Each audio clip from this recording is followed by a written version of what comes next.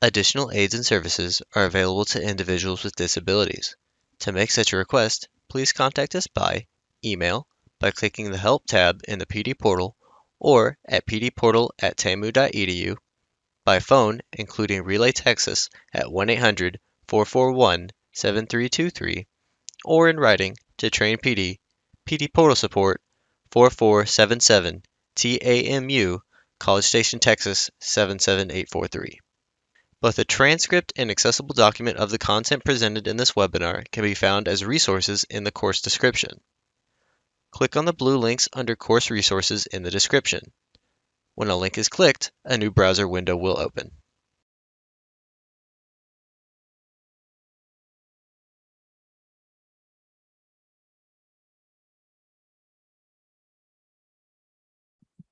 I would like to introduce Ms. Wendy Velez Torres.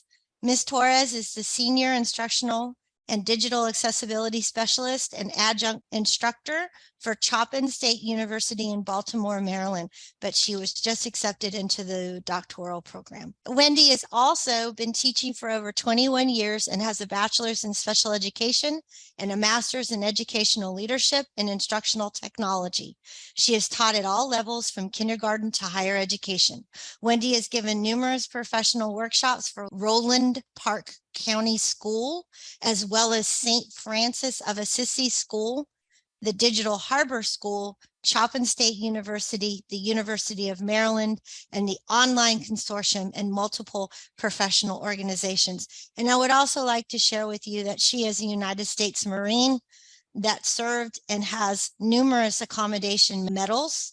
And so I want to thank you for your service as well, Wendy. Hello, everyone. So my name is Wendy, and I'm very happy to see everybody here. So today I'm going to talk to you about some of the assistive technology tools that are available in Google Suite. So Google Suite is Google's version of Office. So they have their own docs, their own version of spreadsheets, their own version of presentations. And so some of the tools that are in there are universal to anybody who has access to these Google tools. A little bit about me, just so you know, I am a mother of 2 children. One will be 21 in August, and the other one just turned 12. My youngest is 12, and he is autistic. So if I come off as a little passionate about accessibility, it is because it is highly personal to me. It was very personal for me, for my students when I was a special educator, because all my students needed accessibility. And now as a mother of a child who also needs these features, I'm very, very passionate because it is a very personal connection to me. And so I was in the Marine Corps for 8 years. And what makes it funny is that anybody who knew me as a Marine could not see me as a teacher, and those people who knew me as a teacher could not see me as a Marine. So my Marine friends would tell me, "How are you a teacher? You're so mean." And my teacher friends would say, "How are you a Marine? You're so nice." So it's kind of funny how that works out with that. So today I'm going to talk to you about some features in Google. We'll talk about type to text, translate, present captions, accessible templates, and publishing to the web. And we're going to talk about how you can use it. Why is that important? I'm going to show you where it is. So the first one I want to share with you is voice typing. So Google has this feature that allows you to use your voice to type. So let's say you have injured your hand and you can't really type as well as you officially can because your hand is now injured. You don't have to use your keyboard. You can use your voice to do that. Perhaps you are someone who cannot use their hand for whatever reason. This also is a nice feature because you can then use your voice to type. So I'm going to show you how it works, and then I'm going to kind of tell you some ways that you can use this, because both of my children have used this feature, but they use it for 2 very different reasons. And so where is the voice to type feature? This feature is in Google Docs and also in Google Slides. So that is where it shows up. It shows up in Google Docs and in Google Slides. And what I'm going to do right now, I'm going to go and exit out of my presentation. I'm going to go onto the internet to show you how this works. I'm going to demo it, and then I'm going to ask you how you might be able to use this with your students. So I'm going to go out of my presentation right now. Right now on my screen, I have a blank Google Doc, just a boring, plain old Google Doc. And what I'm going to do right now is I'm going to type with just my voice. I'm not going to do anything special to my microphone. I am just going to use my voice to speak. And to do this, this is in Google Docs under the under the Tools menu. And it shows up under the menu where it says Voice Typing. If I select that, it will ask me, it might ask me to enable my microphone. In this case, I've already enabled my microphone, but it might come up with a pop-up that says that. And then it's going to ask me to click on that microphone so that I can begin speaking. So I can tap it with my finger. I can use my keyboard if I need to access it. If I want a tablet, I can do this as well. And I'm just going to start speaking and let's see what happens. So I'm going to click on the mic. Hello, I am speaking to you using just my voice. As I am speaking, Google is typing, period. So you will notice that it started typing for me as I was speaking. This is also something very cool that you can do with this. If I turn my mic back on, I can also give commands. So I can also edit this particular document without ever having to touch my keyboard. Let me demonstrate one way you can do it. I'm going to click on the mic again. Select all.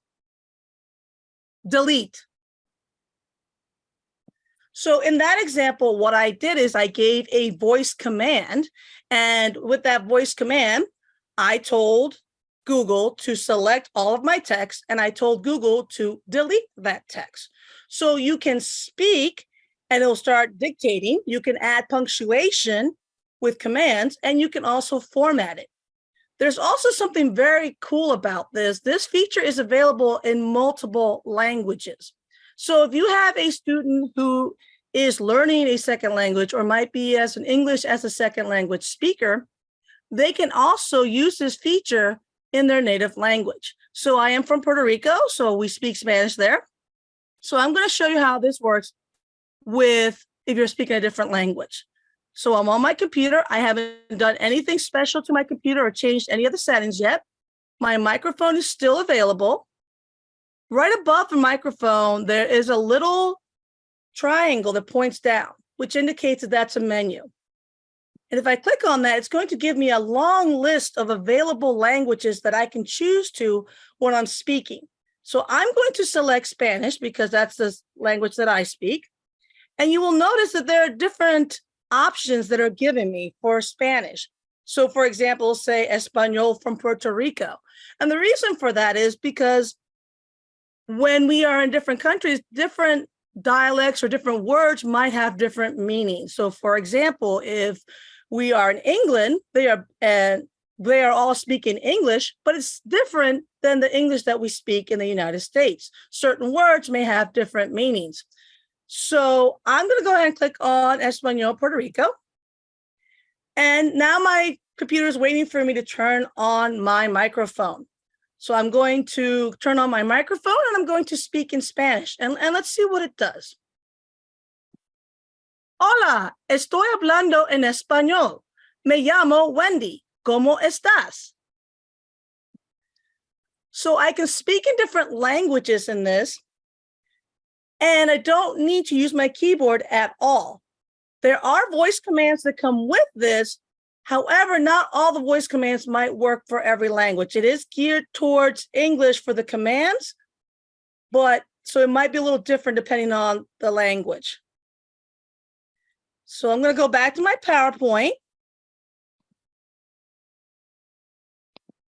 And so remember I said that there were some commands that exist with this. If you're not sure what those commands are, I have provided a QR code in here that gets you to a page that gives you to a cheat sheet of all these particular commands. What can you do? What can you tell Google to do for this? So let me show you what that looks like. I came out of my presentation again. And so This is the list, so you can say all kinds of things. So for my example, I said select all, and I said delete. So there are different commands that you can do with this. I will put out the caveat that this is artificial intelligence, so it might take a few minutes for it to recognize your voice. So the first time I tried this, I said select all. Google actually typed select all into my document. So I had to do it a couple times for Google to recognize my speech. And then it actually started getting the command. So I will put out that caveat in terms of how this is with speaking. But this is a very useful tool for anyone who may be English as a second language speaker, or it could be useful for someone who might have problems with developing their thoughts. So, for example, I have two children. One is disabled, one is not. My daughter is not disabled, but when she likes to write, sometimes she struggles with writer's block. She struggles with creating that transition sentence in a paragraph. And so what she does is she uses that option to speech to text, where she'll just start speaking her idea. She turns on her microphone and she just starts kind of talking. She's not editing or making any corrections. She's just trying to get her ideas out.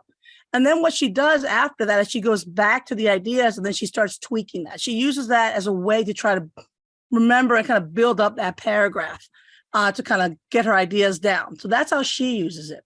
My son, on the other hand, uses it for a far different reason. He is autistic, but he also has some serious dysgraphia that's going on. So what that means is that when he writes, his handwriting is very difficult to read. It looks almost as a child who is learning how to write, or if somebody has acquired a hand injury and is relearning that skill of writing. And so writing for him, the physical act of writing, is very daunting. It's very frustrating for him. If you ask him to write a paragraph, he's going to focus so much on trying to formulate those letters, he has lost the thought. And so by the time he gets to the paragraph, he is spent, he's exhausted, and he doesn't want to do anymore. You're not going to get his best feedback or his best work. You give him speech to text, he turns on that microphone, the kid is giving me novels. And so this is what they use at school for him. He has Chromebook, he turns on speech to text, and now he's telling them everything that he knows about a particular subject. He's speaking, and then they help him with grammar. After he speaks, they say, okay, Xavier, let's put a period in there. Let's make this a paragraph. But now he can focus on that grammar instead of trying to focus on that skill set of, oh my goodness, I have to get this information, and I've already lost it by the time it's gotten to the paper. What ways do you think this might help students for efficiency or productivity? How do you think this might be helpful for students for their writing skills? Cynthia said to make a rough draft on the GD writing response. That's a great way to use this. Amy said if a student struggles with English, this would provide a good way for the student to communicate between the two languages. That's a great way to use this. Many of my English as a second language students have used that feature. Cynthia said, I love the idea of getting students who are reluctant to get started with their ideas down on paper and pass that writer's block. That's exactly how my daughter uses it. Donna says, I used to use on my phone for text, but now that one's who needs to get their thoughts written down quickly. Yep. This is fabulous for note taking. I will say the microphone is actually pretty sensitive. And so if a student is in class, if they have their computer, they could turn on the mic and it will start receiving who is speaking in the room. If somebody is speaking loudly and clearly, it will grab what that person is speaking. Now, if it's a crowded room with a bunch of people, that might not pick up everyone's, but it will pick up someone's information. So I do have students who do that as well, who will sit up closer to me in the front of class, and they will actually turn that on so that it's typing as I am speaking. The slower you speak and the more clear you are, the more accurate the transcription will be. And this is also useful in case you want to create like a transcript for your students. For me, when we went remote, we did a lot of recording of our quote unquote lectures of our materials. And we had a program that actually transcribed what we were saying for the students.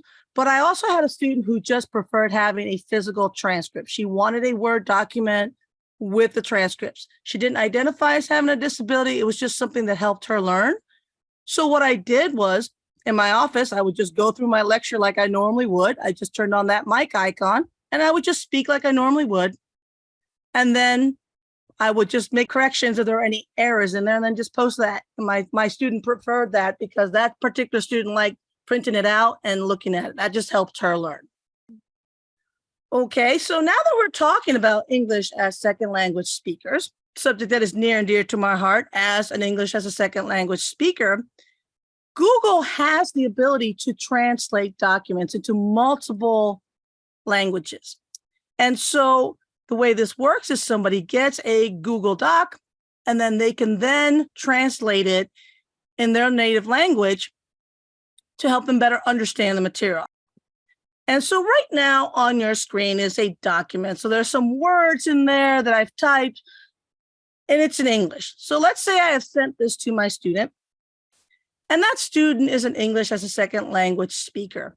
And so they're still trying to figure out some of the words and they want to really study, but they don't want to focus so much on trying to figure out what I'm saying. Again, if they go into tools, they can go to where it says translate the document. When they do that, it will ask them, okay, you want us to translate this document. What language would you like the document to be translated into? So there's a menu option that shows up. I can go ahead and find what I want it to be translated to. So let me see if I can find Spanish. So I'm going to go ahead and click on Spanish, and then it's going to light up with a blue button that says translate. I'm going to say, yes, I want to translate this. Then what it's going to do, it's actually going to translate this document using artificial intelligence. And then it will also create a copy of this document in that person's Google Drive. So they will have an also copy of this translation.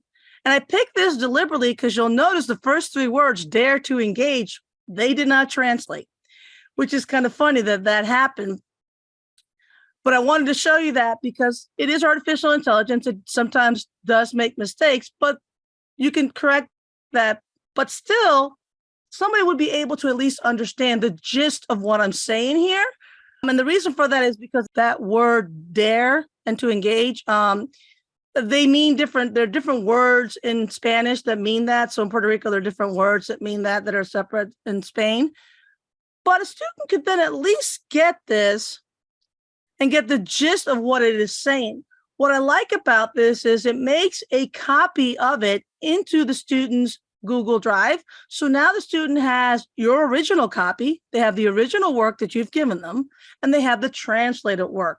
And the way that works is now the student can look at it in their native language, but then they can also go back to the original language, the original document that you sent, and compare and contrast. So if they are learning that language, they can see where the words match. It also helps with learning the language as well. So to do that again, it's in any Google Doc. It goes under the Tools option, and you simply click on Translate. So what do you think about this feature? This is a very easy tool for a student who may be an English as a second language speaker, or it could be for somebody who might be learning a new language. Maybe they are learning Spanish and they want to learn how that looks. I know my Spanish professor, she had us translate it using the artificial intelligence, and then we had to print it out and actually correct the grammar errors. So she used it as a way to teach us grammar and how to correct it, because when you speak, it is different than the way that you write. So Amy said, I can see how using this as a tool will help others with languages. Patricia said, better communication, learning all around. I agree with all of these. Donna says, some docs are usually more sentences or a page. Students can get more of that, an overview of what's going on instead of the phrase or sentence at a time. Norma said, very helpful for those students that want to translate something from English to Spanish to better understand. Karen said it's an excellent idea about the higher level thinking and shows applicability, which that having them review that content, that's a great way to use it. Donna also said, we need to also be honest with our students and tell them there are errors. And I deliberately picked that document on purpose to show you that, yes, it does translate it, but it does also have errors as well. All right, so while we're talking about artificial intelligence, I do want to point out that in Google Slides, you do have the ability to have automatic captions. So you would be presenting to a group and they would see the captions show up underneath the presentation as you are speaking. It will be capturing the captions live, and the persons will be able to see what you are saying. And so video captions are absolutely essential for someone who is deaf or hard of hearing, but it also helps a number of other people who may not be deaf or hard of hearing. There's research that actually shows that if someone is watching something while reading the captions, it also makes them better learners and better for reading comprehension. And there's a video I want to share. It's also about sound. Web accessibility perspectives. Video captions. Video isn't just about pictures, it's also about sound. Without the audio, you'd have to guess what this film is about. Frustrating, isn't it? Not knowing what's going on. That's the situation for everyone who can't hear. Captions make videos accessible, which is also handy for people who want to watch video in loud environments or where you need to be very, very quiet. And so while we're talking about this idea of captions, I want to share this kind of funny comic with you. This comic is from a husband and wife group, and they call it That Deaf Guy. And the husband is deaf. The wife is a sign language interpreter, so she's hearing. And their son, who often appears in the comics, is hearing but uses American Sign Language to communicate with his father. And so they have made a whole comic series kind of about the daily things they kind of encounter, kind of, having fun and just kind of in a lighthearted way, talking about their lived experience. And so this particular comic features their son, and it shows their teacher. It's a 3-panel comic. The teacher says, "Cedric, come please. We need to talk about your homework." In the next panel, the teacher says, "Why are you listing TV shows on your reading logs?" And the kid says, "Because I can watch TV and read at the same time."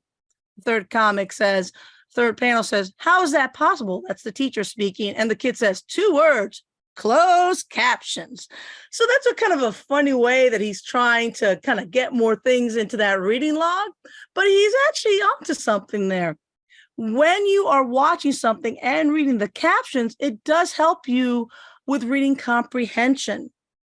And so there was a recent study that came out in about 2019 that did a study of who was using captions, and they were surprised to find out that a good portion of people that were using captions were not actually people who were deaf or hard of hearing. There were people who were watching their shows with captions for various reasons. And the survey found that out of those people that were watching it with captions, they said it helped them maintain their focus. It also showed that their test scores increased by 3%, and that test scores also increased when they had interactive transcripts. So if they had a transcript where they could follow along as well, that also helped. And so that was very interesting because it showed that people were using captions even if they weren't deaf or hard of hearing. My daughter will not watch things on any streaming platform without the captions on. Now, she has gotten so used to having the captions on. She likes having the captions. She states that it helps her to see everything that's going on in that particular scene so she doesn't miss anything. She says it's very helpful if somebody has an accent so she knows what they are saying. And so she's gotten so used to having captions, she actually gets mad when something doesn't have the captions enabled. And again, she is not deaf or hard of hearing. It was not originally designed for her, but she is using it and she's benefiting from its use, which is what happens with a lot of things for accessibility. Built for one group, everyone benefits. No one is being harmed by having the captions on. And so I teach a Sunday school class, and one of my students actually is deaf. And so when we share videos, I always had the captions on. And that student was so appreciative to have the captions. But what made it funny was the days where he wasn't there, like if he missed a Sunday, if he wasn't there, I would still show the videos. And the students, if I didn't turn on the captions, they would tell me, oh, you got to put the captions on. You got to put the captions on. And these students were not deaf, but they got so used to doing it, they wanted to have the captions on as well. So automatic captions right now in Google, unfortunately, are only available in English. I am told that Google is trying to expand that to make it so that it comes in different languages at the moment, but at the moment it's only available in English. And let me show you how this works. So I've made this presentation in a Google slide just to show you how these captions work. If I move my mouse towards the lower left-hand corner, I will see 3 dots that show up. And when I click on that, there's an option that shows up for captions. I'll click on the captions, and then it's going to ask me, where do I want the captions to be? Right now, it's only in English, but it's going to ask me, do I want the text to be at the top of my slideshow, at the bottom, and how big do I want the captions to be? Do I want them to be really small? Do I want them to be medium, large, or extra large? So in this case, I'm just going to click on the English only translation. And now I am speaking. My presentation is showing and the captions are showing up at the bottom of my screen. Again, this is using artificial intelligence. So I have to be very careful to make sure that I'm speaking clearly. If I speak too fast or if I ramble, it might mistake something that I'm saying. It is useful if you are going to a conference and you are presenting. Having the captions will gather the attention of your audience. If you are presenting virtually, it's a great way to provide captions for online conversations if you don't enable the captions on your end in Zoom or something like that. If you are recording something or a video for your students where you might be recording the PowerPoint that you're sharing. So for my students, I tend to record my lectures because it's an online class. So they might want to have the captions that way. That is useful. But it's also helpful as a tool for students, like if you want them to practice their public speaking skills. Again, if I spoke really fast or if I was unclear, those captions could come out wrong.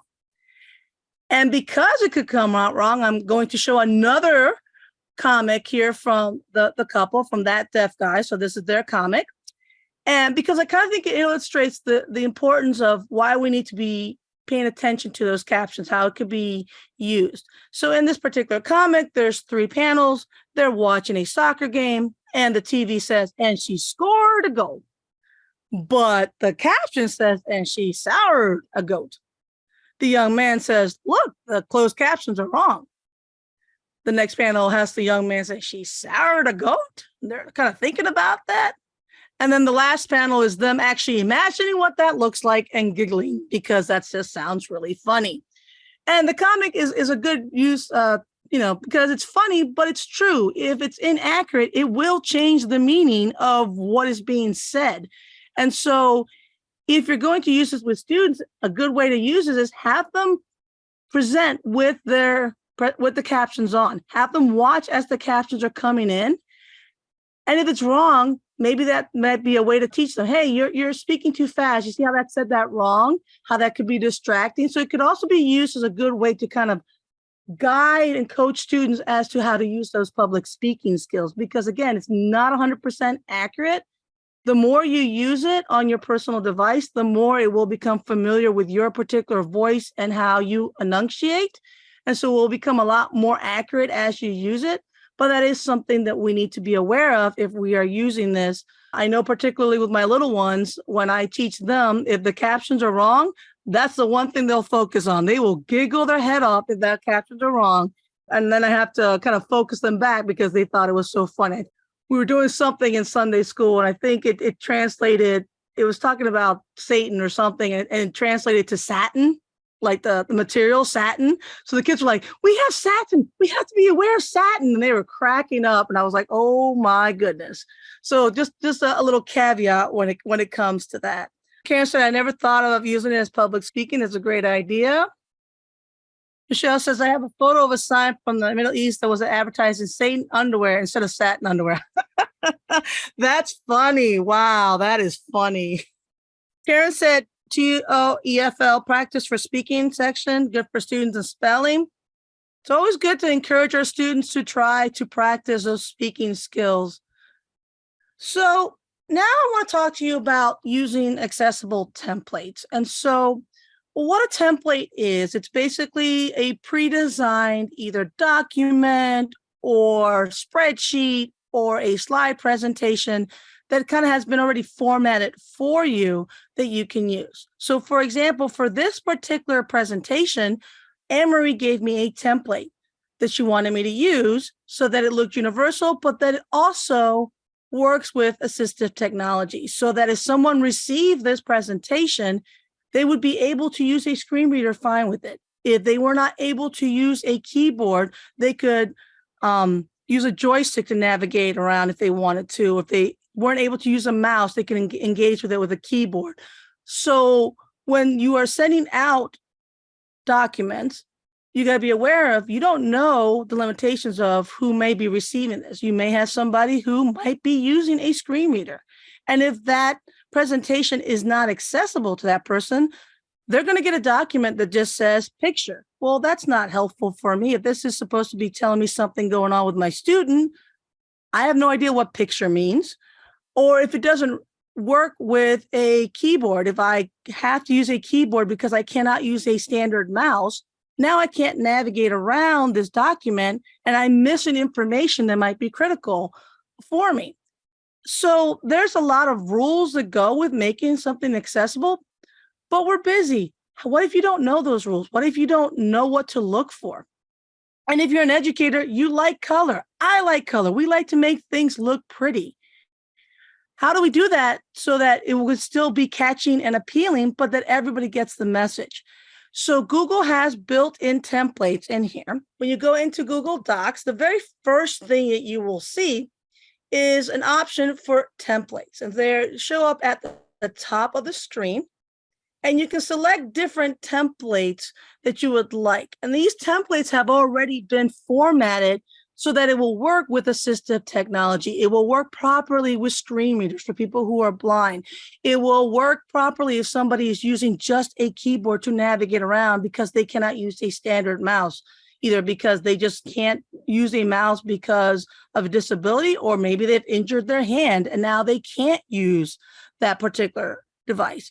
It also has the correct color format. So if someone has color blindness, they will still be able to see the information that's coming to them without having the problem differentiating. So it's already created for you.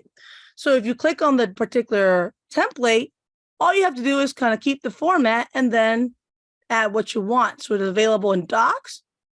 It's available in Slides. And so if I go in Slides, I can see, ooh, color. I like color.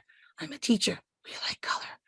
So you can have color in there and it could still be an engaging presentation, but now we're knowing that everyone at least has access. And this is a quick way to do it without having to know all those rules on how do you make sure that somebody who's colorblind can use this? How can I make sure if someone is blind or losing their vision, how can they access it? How do I make sure somebody who might be using a keyboard to navigate uses it? Again, that also comes in spreadsheets as well. So if your students are making a budget or they have to do some kind of ledger, you can have color and you can have it correctly formatted so you're not losing the information, but you still might get it across as looking kind of nice. And so it's not just plain white background with black text.